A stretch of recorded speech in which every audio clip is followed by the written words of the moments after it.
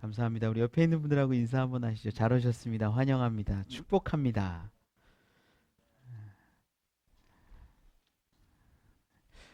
빈자리가 많습니다. 제가 33살 됐을 때 저희 어머니 권사님하고 미국에 지금 지낸 저희 누나하고 작정 기도에 들어간 적이 있어요. 뭔가 어떤 목적 딱 놓고 합심해서 뜨겁게 기도하는 거 작정 기도라고 하죠. 이 기도 제목이 저의 결혼 문제였습니다. 아들 있는데 결혼을 해야 되겠는데 어떡하냐. 나이가 33이 될 동안 혼자 있으니 어떡하냐. 근심 걱정이 되셨나 봐요.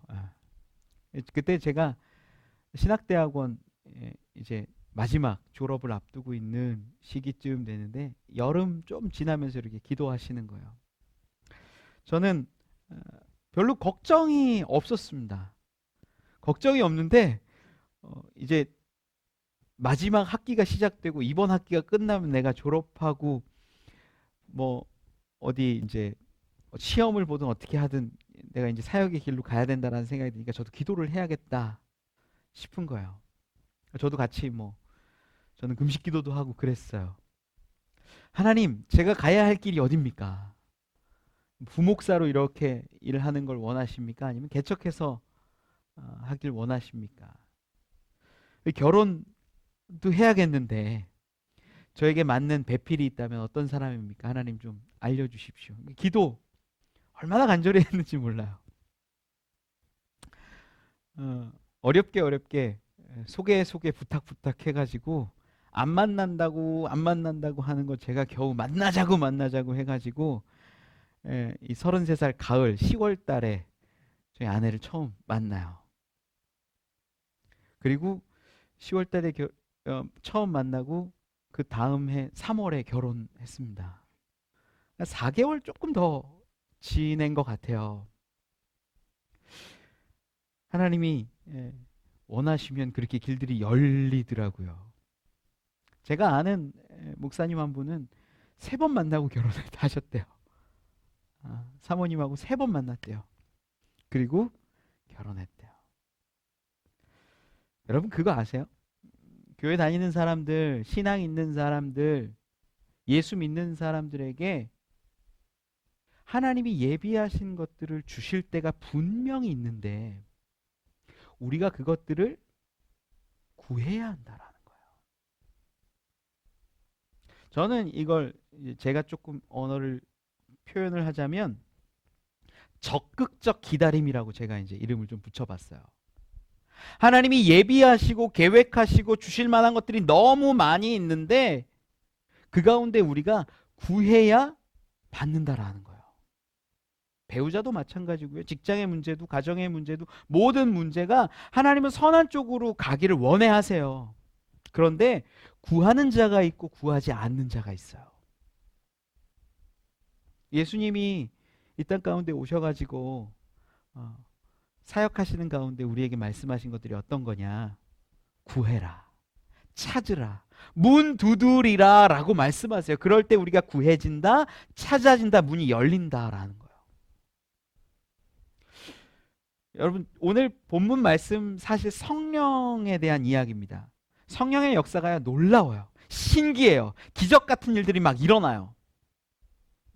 아픈 자가 낫기도 하고 못 보던 것이 보기도 하고 성경에 있었던 수많은 일들 성령의 역사가 지금도 일어나요. 그런데 핵심 오늘 제가 이야기 드리고 싶은 이 성령의 역사가 여러분에게 분명한 열매가 되려면 여러분이 기도하셔야 된다는 거예요.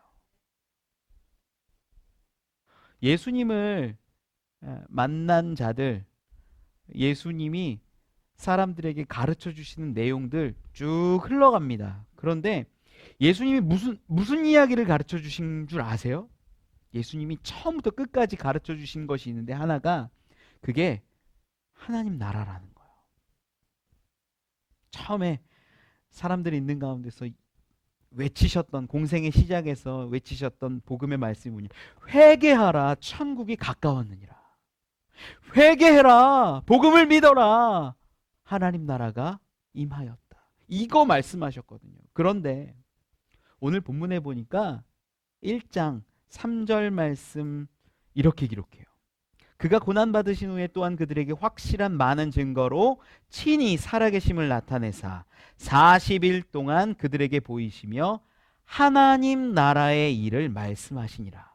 자, 공생애를 처음 시작하실 때도 회개해라, 하나님 나라가 가까웠다라고 말씀하시고, 이제 부활하신 다음에 이야기할 때는 얼마나 중요한 이야기 하시겠어요. 이제 40일밖에 제자들하고 같이 있을 시간이 없는데 얼마나 중요한 얘기, 핵심적인 얘기 가르치셔야겠어요. 근데 그때 하신 얘기가 뭐예요? 하나님 나라의 일이라는 거예요. 너희 하나님 나라가 어떤 건 줄 아니? 하나님 나라는 이런 거야. 하나님 나라는 이렇게 살아야 해 라고 쭉 설교하셨을 거예요. 40일간. 그리고 성경의 기록대로 예수님이 승천하시잖아요. 하늘로 올라가셨어요. 그때 제자들이 뭐 하였냐? 모여서 기도합니다. 이 사도행전 1장 14절에 보니까 마음을 같이하여 오로지 기도에 힘쓰더라. 그들이 뭘 원했을까요? 4절, 오늘 그 사도행전 1장 4절 말씀대로 5절 말씀대로 성령 받기를 기다렸다라는 거죠.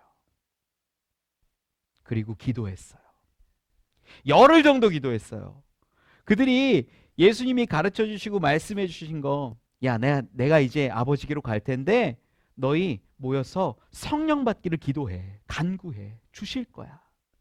이거 하나 주시고 예수님이 올라가 버리셨어요. 그 남은 사람들이 한 120명쯤 되는 사람들이 이 다락방에 모여가지고 얼마나 기도했을까요? 얼마나 뜨겁게 기도했을까요? 그리고 성령이 임재하는 사건이 사도행전 2장에 이렇게 기록되는 겁니다.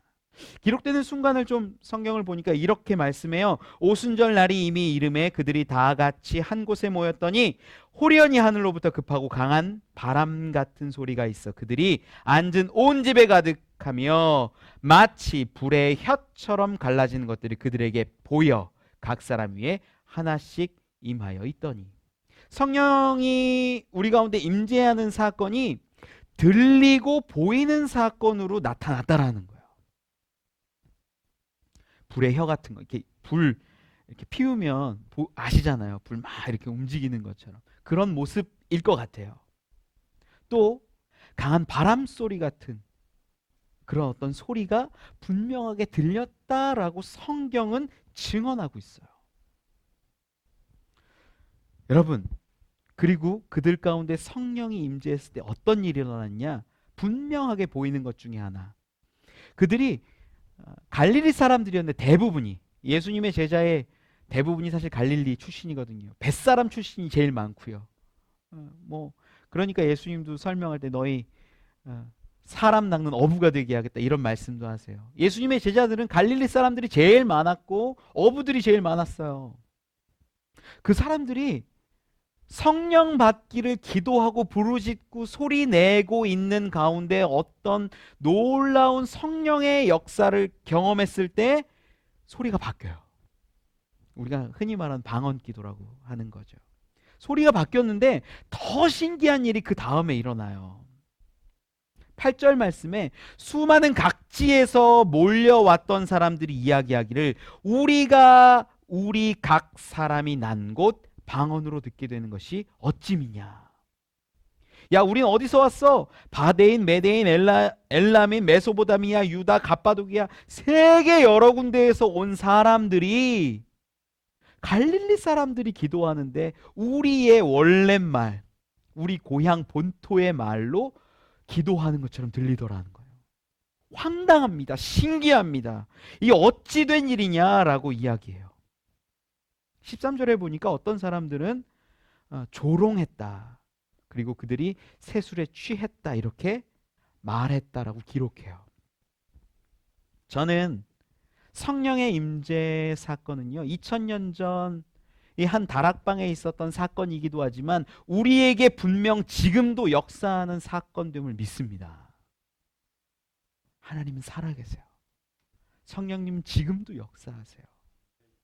저는 이 영이신 하나님이 우리 가운데 어떻게 역사하시고 또 이 성령님이 왜 우리에게 찾아오셨는지 좀 은혜 나누어 보기를 원해요. 첫 번째는요, 성령님은 하나님 나라를 위해 보내주신 분이라는 거예요.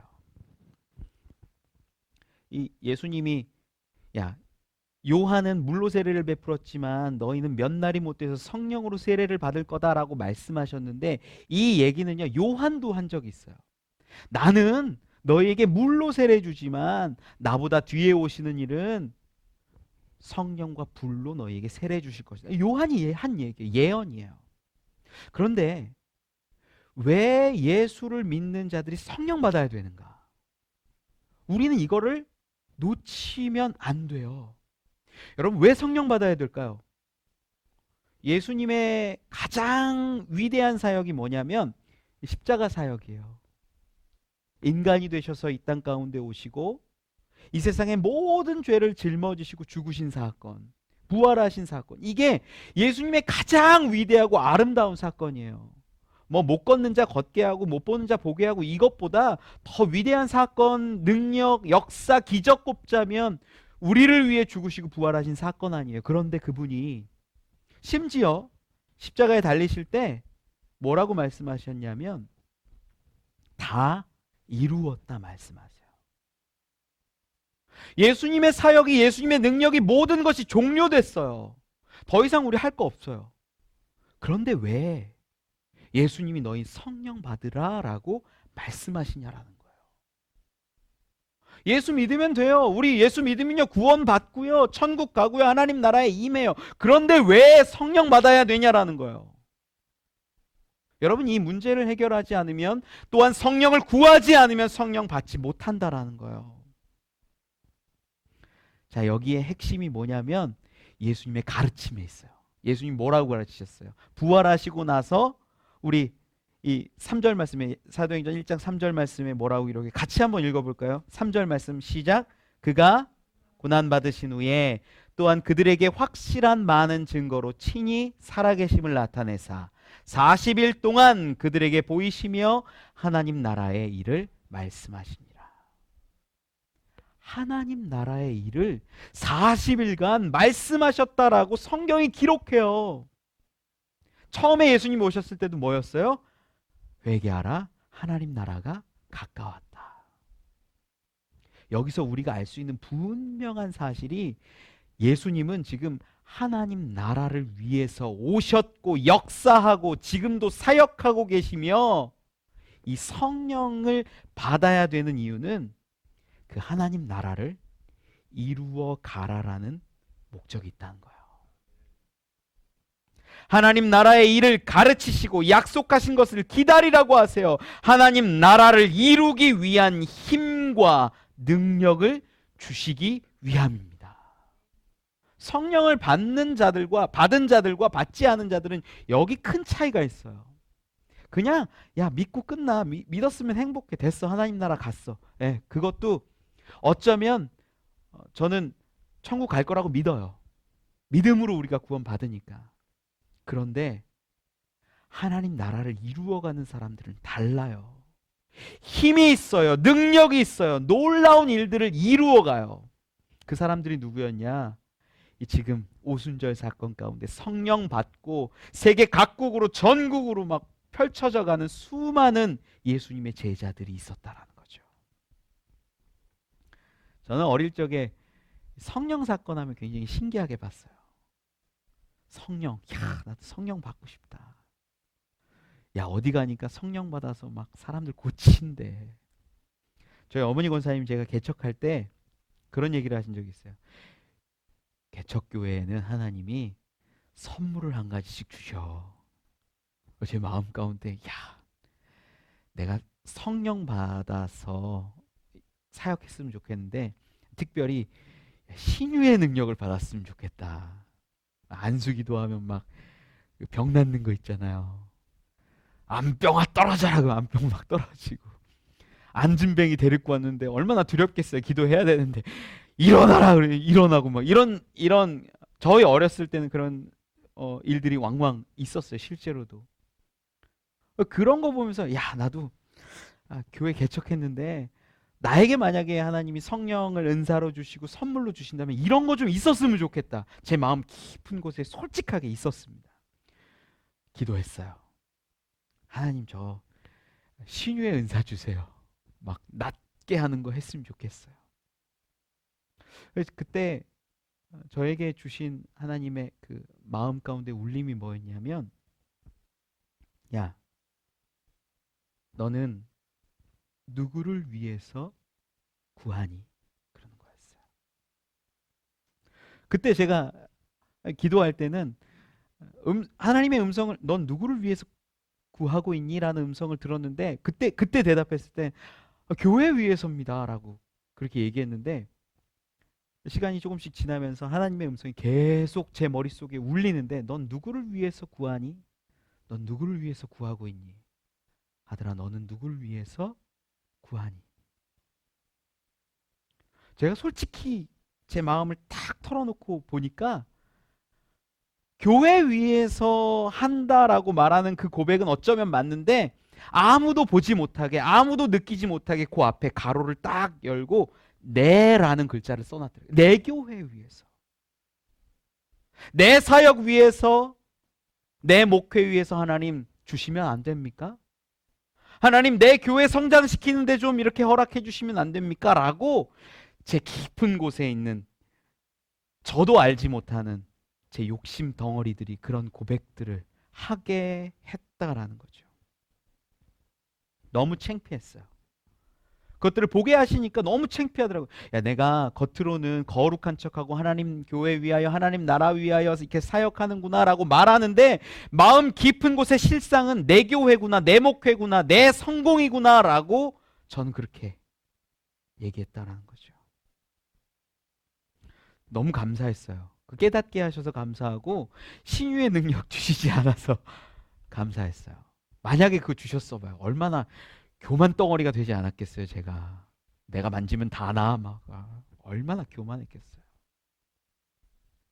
하나님의 나라가 아니라 내가 만든 세계, 내 목회, 내 교회 위에서 성공해야겠다 이렇게 얘기하지 않았겠습니까? 미국의 한 굉장히 크게 성공한 목사님에게 한국의 목사님들이 이렇게 탐방을 갔대요. 탐방 가서 크게 성공한 그 목사님, 사회의 나라와 전 세계 복음에 놀라운 영향력을 주고 있는 목사님에게 물어봤대요. 목사님, 어떻게 이렇게 훌륭하게 목회하시게 됐습니까? 하시면서 실패도 있고 성공도 많았겠지요. 목사님, 어떤 사역을 하실 때 참 어렵고 힘들고 실패했고 어떤 사역을 할 때 놀랍게 하나님이 축복하셨습니까? 이렇게 물어봤어요. 한국의 목회자분들이. 미국에 있는 목사님이 그렇게 얘기하셨답니다. 제가 한 건 다 실패했고 하나님이 성령님이 하실 땐 다 성공했습니다. 분명한 성령님의 역사는요. 하나님 나라를 이루어 감에 있어요. 우리는 그런데 지금도 성령의 역사를 뭐로 보냐면 기적으로 봐요. 능력으로 봐요. 방언기도 하냐 안 하냐, 외계어 같은 그거 하냐 안 하냐 그걸로 봐요. 사람을 일으킬 수 있냐, 암병을 낫게 할 수 있냐 요런 걸로 보고 있어요. 그건요. 저는 고백합니다. 지금도 하나님은 그렇게 역사하시고 기적을 이루실 수 있는데 그건 목적이 있는데 그게 하나님 나라라는 거예요. 우리는 기적을 바라면서 교회 나오는데 능력을 바라면서 하나님을 구하는데 그게 하나님이 말씀하시는 성령의 역사와 기적 같은 일들은 수단이고 그것을 통해서 하나님 나라를 이루기 원하신다라는 거예요. 지금도요 성령 역사가 일어나고요 방언이 터지고요 신유의 역사가 일어납니다. 예언하는 사람들이 있습니다. 왜 그런 일들이 일어날까요? 기적이 신기해서 하나님의 당신 드러냄을 위해서 아니에요. 하나님 나라를 위해서 하나님 백성을 구하시려고 그것들을 펼쳐 보이신다라는 거예요.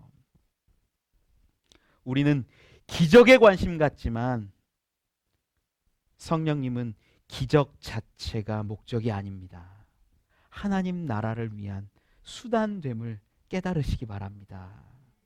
성령님은 지금도 분명하게 움직이세요. 하나님 나라를 위해 역사하세요. 두 번째 은혜 나누기 원하는 것은요, 믿음으로 성령의 사건들이 보인다라는 거예요. 한 남자아이가 아버지랑 같이 동물원에 갔어요.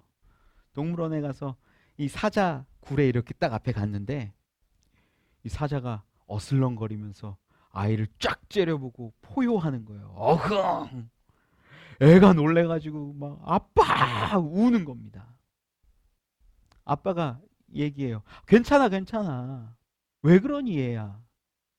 저 지금 부르짖고 있는, 저를 노려보고 있는 사자가 아빠 안 보이세요? 이 아빠가 얘기합니다. 보이지. 그런데 아빠는 이 사자와 우리 사이에 있는 철창도 보인단다. 믿음의 눈이라는 건요, 육으로 보는 것과 다른 걸 보는 게 믿음의 눈이에요. 우리는 많은 사람들이 육의 눈만 갖고 있어요. 그런데 영의 눈을 갖게 된 사람, 영의 눈이 떠진 사람, 영의 귀가 열린 사람들은 성령의 역사를 직접적으로 체험합니다. 오늘 성경에 이야기하는 보여지는 성령 사건이 뭐예요? 불의 혀 같은 그 사건 보이죠? 강한 바람 소리 같은 그 놀라운 성령의 역사 들리죠? 우리 육으로는 때로는 어떤 사람은 못 듣고 못 보았을 수도 있어요. 하지만 어떤 사람의 눈에는, 어떤 사람의 귀에는 그것들이 들렸어요. 그 당시 있었던 사건이니까 우리가 그 당시 사건을 어떻게 다 이야기하겠습니까? 그런데 이 자리 가운데 성령의 임재, 성령의 역사하심 가운데 두 부류로 나뉘어지고 있음을 우리는 알아야 돼요. 한 부류는요, 성령의 역사하심을 믿고 의지하는 사람들, 믿음의 눈으로 보았던 사람들, 성령이 불의 혀같이 내려오고 강한 바람 소리 가운데 우리에게 임재하심을 믿었던 사람들이 있었고, 한쪽 사람들은요, 믿지 않았던 사람들이라는 거예요.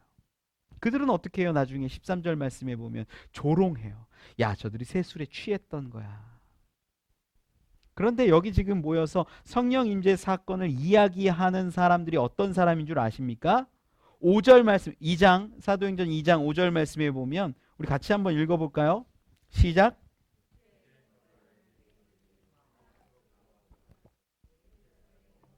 아멘. 경건한 유대인들, 하나님을 아는 자들, 하나님을 경배하기 위해서 예루살렘에 온 사람들을 말해요. 그들이 뭐라고 얘기해요? 어떤 사람은 야, 불의 혀같이, 야, 놀라운 바람 소리가, 저들이 말하는 거 보니까 우리 지방의 말로 해, 놀라운 역사야 라고 말하고, 어떤 사람들은, 경건한 그 유대인들이 조롱하고 있어요. 교회 다니는 사람들 가운데에서도요, 성령의 역사를 믿음의 눈으로 바라보는 사람이 있고 믿음의 눈으로 바라보지 못하는 사람들이 있다라는 거예요. 저는 여러분들이 믿음의 눈이 열리길 원합니다. 그리고 적어도 믿음의 눈이 열리지 못했더라도, 영안이 열리지 않았더라도 이 놀라운 사건, 누군가 방언하고 누군가 기적을 이루어가는 그 사건을 보면서 하나님이 하셨구나, 성령님이 하셨구나라고 믿을 수 있는 자들이 되셨으면 좋겠어요. 성경은요, 믿음으로 살라고 이야기합니다. 오직 믿음으로. 옛날에 노아라는 할아버지가 방주를 만들었잖아요. 이 방주를 만드는데 몇 년간 만들었는 줄 아세요? 120년간 만들어요. 여러분 120년간 한 가지 일을 한번 해보실래요? 얼마나 힘들겠어요. 120년을 방주를 만들어요. 그 120년간 방주를 만드는데 어떤 일들이 있었겠어요. 어떤 때는 홍수같이 비가 엄청 많이 올 때도 있었을 거예요. 120년 중에. 하나님, 배도 다 안 만들었는데 벌써 홍수를 내리시는 겁니까? 벌써 심판하시는 겁니까? 울며 불며 기도도 했을 것 같아요. 혹시 그러지 않았겠어요? 우리도 가끔 보면 하늘이 뚫렸나 며칠씩 비 오면 그러잖아요.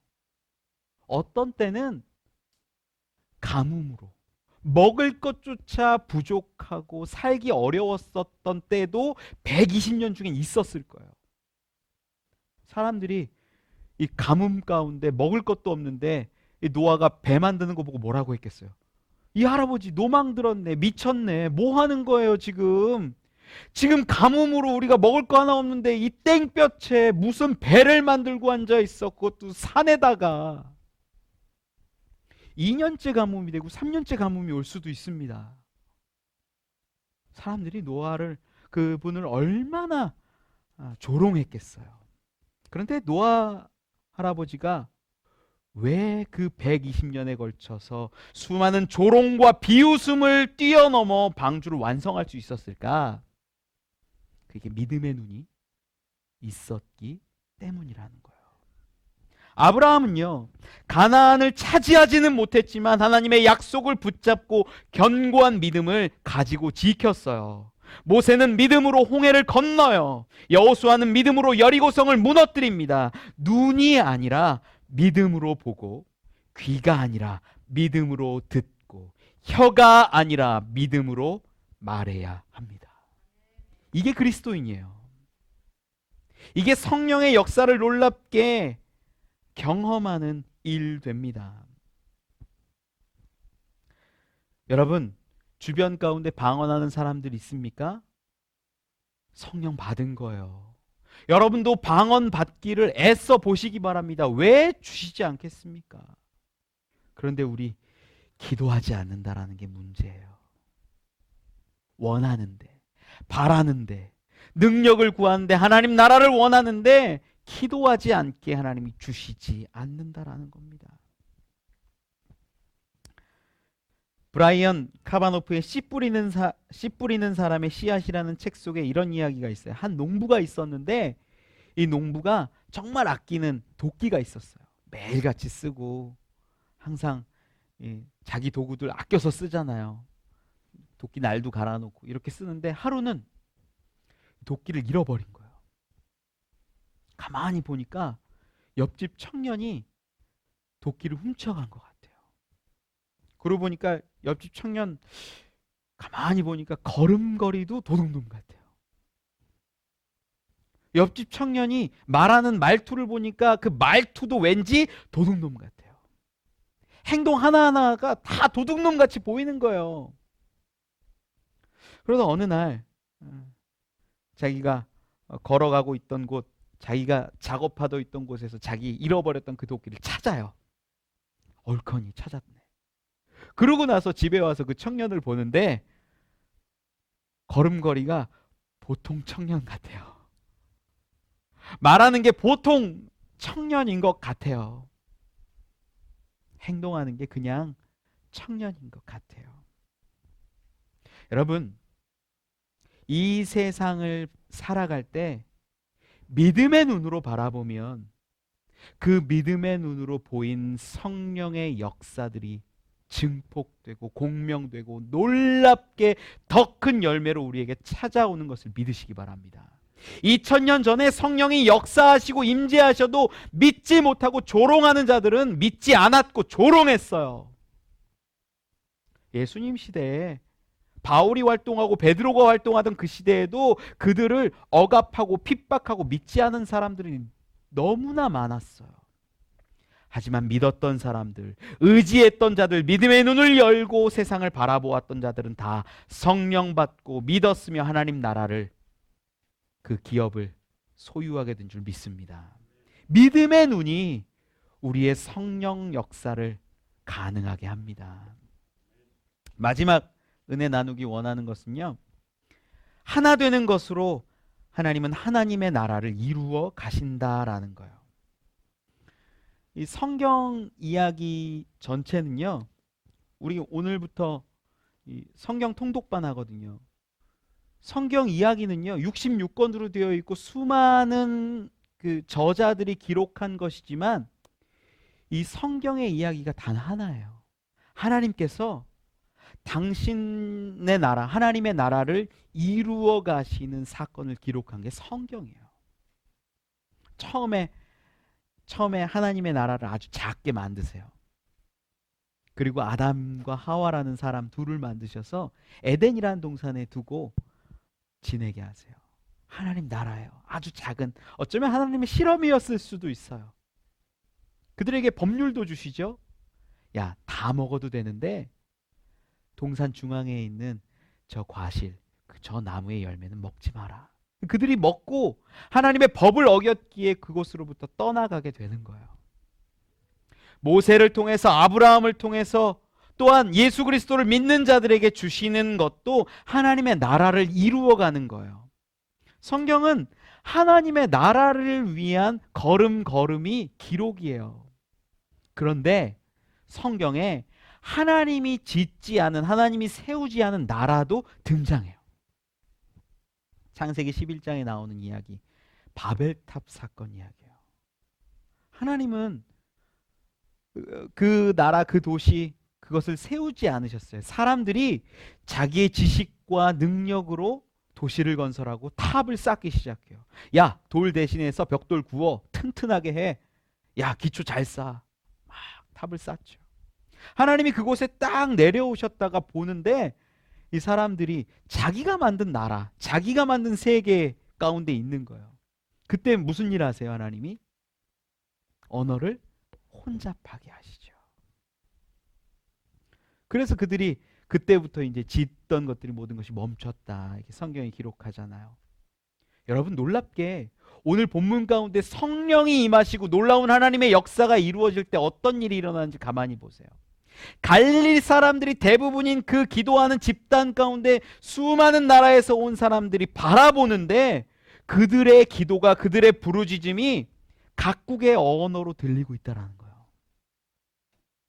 우리가 한국말로 막 기도하는데 미국 사람, 영국 사람, 독일 사람, 프랑스 사람, 이탈리아 사람, 그리스 사람, 브라질 사람, 중국 사람 다 와서 우리가 기도하는 것들을 야, 내 나라 말로 들려라고 말하는 거예요. 여러분, 이 사건이요, 하나님이 역사하시는 놀라운 하나님 나라를 위한 기초 작업이에요. 언어를 하나로 만드시고 소통하게 하시는 거죠. 성령을 받은 자가 해야 하는 건요, 소통이에요. 한 마음 한 뜻이 되는 거예요. 저들이 기도할 때 듣고 있었던, 외부에 있었던 사람들이 기도 제목을 듣게 돼요. 감사와 찬양을 듣게 돼요. 외치는 선포를 듣게 돼요. 놀랍지 않습니까? 이게 성령의 역사라는 거예요. 그냥 나 혼자 하나님과 개인적으로 샬라샬라 하는 거, 외계어처럼 기도하는 거, 물론 그것도 하나님이 주시는 놀라운 축복이요, 은사지만 오늘 오순절 성령 사건은 뭐냐? 언어가 하나 되고 통합되고 소통되고 화해되는 그 놀라운 장면을 보여준다는 거죠. 성령을 받은 자가 말을 하면 한 마음이 되기를 소망합니다. 성령 받은 자가 선포하면 하나의 음성이 되기를 원합니다. 성령 받은 자가 말을 하면 오직 하나님 나라를 드러낼 수 있어야 합니다. 이 바벨탑 사건과는 완전히 반대되는 사건이 오늘 이 자리 가운데 있었다라는 거예요. 성령은 갈릴리 사람들이 다른 언어로 말하게 하고 수많은 천하 각국에서 온 사람이 자기의 난 곳 방언으로 듣게 하십니다. 우리 옆 사람들 한번 보세요. 옆 사람의 가장 깊은 곳에 있는 가장 중요한 기도의 제목을 여러분 알고 계십니까? 우리는 이미 그런 것들을 다 잃어버리고 살고 있다라는 거예요. 성령의 임재는요, 누군가를 위해 기도하고 누군가를 위해 하나 되는 마음이어야 합니다. 그게 오순절날 있었던 성령의 사건이에요. 지금도 우리는 내 구원, 내 축복, 내가 받을 것에만 관심 갖고 그것을 구하는 것에 머물러 있어요. 아니에요. 성령의 역사는, 성령의 사건은 누군가의 마음을 헤아려주고 누군가를 위해 기도해주고 한 마음 한 뜻이 되어야만 합니다. 제가 저는 꿈과 비전이 굉장히 많거든요. 제 비전 중에 하나가 은행을 설립하는 거예요. 혹하죠. 야, 목사님이 드디어 미쳤다. 예. 은행을 설립하는 게 제 사실 꿈 중에 하나예요. 물론 그런 시중에 말하는 그런 은행은 아니겠죠. 어려운 사람들을 무이자로 도와줄 수 있는 그런 은행들을 만드는 걸 저는 예전부터 꿈꿨거든요. 근데 그런 꿈과 소망을 이루어갈 수 있는 중간 징검다리 같은 사역을 하나를 제가 들었어요. 야, 이거 너무 좋다. 이거 너무 괜찮다. 서울에 있는 모 교회에서 사역하시는 목사님께 들은 이야기인데, 이 교회에 바나바 헌금이라는 게 있는 거예요. 바나바 헌금이 뭐냐? 교회 안에 우리가 서로 돕고 살아가는데 어려운 사람들이 있잖아요. 가끔 때로 사업에 실패한 사람, 직장에서 내몰려서 퇴직당한 사람, 갑작스러운 수술 가운데 재정이 빠듯하고 어려운 사람, 빚져야 되는 사람, 공부 너무나 하고 싶은데 등록금이 없는 학생들, 교회 안에서 그런 사람들을 돌아보고 헌금해 주는 거예요. 아무개 권사님한테 100만 원 그 바나바 헌금합니다. 가정이 얼마나 어렵겠습니까? 그러면 그 돈을 가지고 교회에서 아무도 모르게 그분한테 100만 원을 이렇게 보내주는 거예요. 누가 줬는지도 말하지 않아요. 왜 줬는지도 말하지 않아요. 다 철저하게 비밀로 그에게 주는 거예요.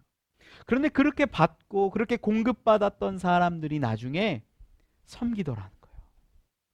내가 이 공동체에서 큰 사랑 받았구나, 큰 은혜 받았구나. 그가 형편이 되니까 공부하고 싶어하는 사람에게 장학금을 주기도 하고, 그렇게 도는 돈이 1년에 수억이래요. 깜짝 놀랐어요. 야, 이게 귀한 사역이다. 이 지역사회와 우리 함께하는 교회와 성도들 간에 그런 아무도 모르게 섬겨주는 일들이 일어나면 얼마나 좋을까. 하나 되지 않을까, 화해하지 않을까, 소통하지 않을까. 꿈꿔요. 저는 그러한 일들이 우리 교회로부터 또한 시작될 수 있기를 원해요. 은행은 좀 멀지만 요건 가능할 것도 같아요. 여러분, 예수님은 이 땅 가운데 오셔서 놀라운 일들을 펼치셨는데 그 사역이 다 소통하는 사역이었다라는 거예요. 화해시키는 사역이었다라는 거예요. 하나님의 말씀, 하나님의 구원 계획을 사람들이 알지 못하니까 인간이 되셔서 성육신하셔서 사람들에게 하나님의 뜻을, 하나님의 말씀을 가르쳐 주세요. 소통이에요. 하나님이 먼저 손 내밀어 주시는 거예요. 예수님은 때로는 사람들 사이에 그 허물어진 관계들을 회복시켜 주세요. 쇠사슬에 결박당한 거라사 광인을 치료하셔서 가족에게 돌아가게 하시고, 돌에 맞아 죽을 뻔한 간음한 여인을 용서하시고 다시는 죄 짓지 말라고 말씀하세요. 왕따 당했던 세리 삭개오에게 이제는 회복시켜 주셔서 공동체 가운데로 다시 이끌어 주세요. 예수님은 그렇게 화해시키고 소통하는 사역을 감당하셨습니다. 더 나아가 하나님과 우리의 관계를 회복시켜 주세요. 에베소서 2장 16절에 기록합니다. 또 십자가로 이 둘을 한 몸으로 하나님과 화목하게 하려 하심이라. 원수 된 것을 십자가로 소멸하시고. 하나님과 우리가 원수 되었는데 그 관계를 십자가로 완전하게 소멸하시고 회복시켜 주셨다라는 거예요. 예수님의 사역이 이겁니다. 예수님이 말씀하신 하나님 나라의 사역이 이겁니다. 성령의 사역이 이겁니다. 말씀을 맺습니다. 제가 개척하고 15평 정도 되는 카페에서 씨름하고 있었어요. 얼마나 어려웠는지 몰라요. 월세가 비싸서 야, 여기서 더 이상 못하겠다. 그런 마음이 들었을 때에 저희 아내가 둘째 아이를 임신했을 때입니다. 집은 또 이사를 해야 되는데 보증금이 부족해서 어려웠습니다. 그러던 어느 날 아내랑 같이 이렇게 차를 타고 어디에 이렇게 교회 자리를 알아보면 좋을까 이렇게 막 다니고 있었어요. 저희 아내가 삼각교회가 너무 부럽다는 거예요. 상가에 이렇게 몇 층 위에 있어가지고 넓게 이렇게 우린 15평 교회니까 부럽다는 거예요. 여기 가보는데 이렇게 밖에서 예쁘게 십자가를 꾸며놓은 한 상가 교회가 보였어요. 제 아내한테 저기 한번 가보자. 어떤 교회인가 한번 가보자. 일단 올라가는데 문이 잠겨 있어서 아내를 볼 수가 없는데 문틈으로 이렇게 빼꼼히 봤어요. 그 교회가 한 50평쯤 될까 싶었어요. 그런데 이렇게 막 헌금할 수 있는 장도 있고 뭐도 있고 뭐 이러는 거예요. 제 아내랑 야 여기는 교인이 있나 봐. 교인이 많은가 봐. 야 좋겠다. 야 행복하겠다. 한 50평은 돼 보이는 것 같은데 야 부럽다. 제 아내가 그런 얘기를 하는데 제가 그 얘기를 듣고 있다가 이 남자들은 그런 거 있어요. 허풍 뭐 이런 거 얘기를 듣다가 해주지 못함에 좀 미안함도 있고 우리도 좀 그렇게 되고 싶다라는 소망도 있고 굉장히 복합적인 그 마음들이 들어서 제 아내한테 얘기했어요. 50평이 뭐야? 100평은 돼야지. 말도 안 되는 소리 지금 제가 짓거리고 있잖아요. 제 아내 옆에 두고. 그런데 하나님이 길들을 열어 가시더라고요. 저희 빚밖에 없거든요. 이 자리를 얻게 하시고 여러분 놀라지 마세요. 저쪽 테라스까지 다 하면 우리가 딱 100평이에요. 저는 이걸 어떤 사람들의 믿음이 없는 눈으로 보면 야 우연이지. 네가 열심히 해서 그렇겠지라고 말하겠지만 성령의 눈으로 바라보면 믿음의 눈으로 바라보면 하나님이 주신 것이고 하나님이 하나 되게 하신 것이고 하나님이 이루신 것임을 우리는 고백한다라는 거죠. 여러분 이 능력은요. 성령의 능력은요. 지금도 임하고 지금도 역사한다라는 거예요. 하나님의 나라를 위한다면 우리의 마음, 우리의 정욕을 내려놓고 하나님 나라를 바라본다면 지금도 놀라운 기적과 역사가 일어나는 줄 믿습니다. 믿음의 눈을 가질 때 성령의 역사는 더 크게 놀라운 열매로 우리에게 찾아옵니다. 우리가 하나 될 때, 우리가 소통할 때, 하나의 기도 제목을 가질 때 그것은 하나님의 나라가 됩니다. 우리의 가정도, 우리의 자녀도, 부부의 관계도 형제도 모두가 다 소통의 부재가 이제는 깨어지고 하나 되고 화합하며 회복할 수 있기를 원합니다. 그러한 성령의 놀라운 역사 기도로 이루어가는 저와 여러분 우리 함께하는 교회 되기를 축원합니다.